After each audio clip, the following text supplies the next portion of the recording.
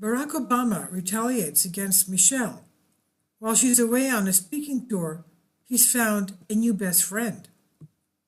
Barack Hussein Obama does seem to be one of those types of people who, if they don't have a mirror close by, or they don't have a loved one at arm's length to stroke his ego, is liable to fall into a narcissistic shock and begin binging. In Obama's case, we'll all be treated to stories of his addiction to cigarettes. We have also been treated to stories and videos that show him sporting an apparent male arousal and prancing around in front of female reporters. We saw this on Air Force One. That was during his first term. And these female reporters and agents were giggling obediently. The stroking of an ego was needed constantly to keep this man from eating himself alive. Now that Michelle is abroad and the girls are off in school, Obama is all alone in his $5.3 million mansion near the White House and the company of Valerie Jarrett, his countless aides, and the fake news lackeys who hang around the house are clearly not enough to stroke his enormous ego. According to author Ed Klein, he has taken up the habit of cannabis-laced gummy bears and is popping them like a drug-addicted fiend, the Gateway Pundit reports. Author Ed Klein joined the Janet Mefford show on Bot Radio Network Tuesday night, and dropped this morsel. Obama is chomping down on pot gummy bears.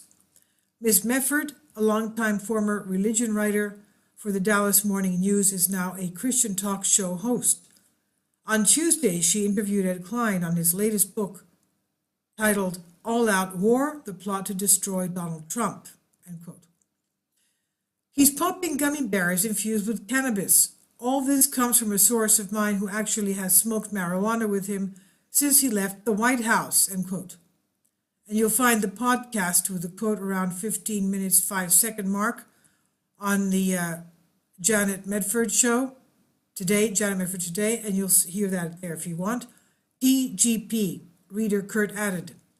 Parts of me wants to laugh at this, Jim, yet another part is very uneasy tonight. This is who we elected for two 4-year terms.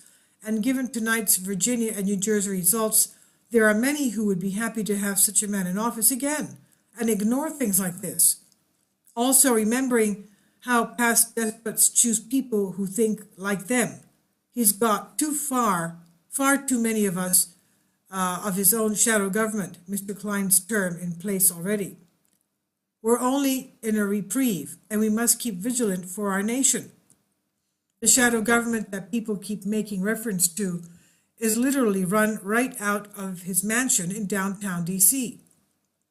The swamp actually extends from the inner chambers of Capitol Hill all the way down to Pennsylvania Avenue and stops directly at the Obama mansion. The people that he has in place within the government I like to affectionately refer to as his quote-unquote shadow weasels.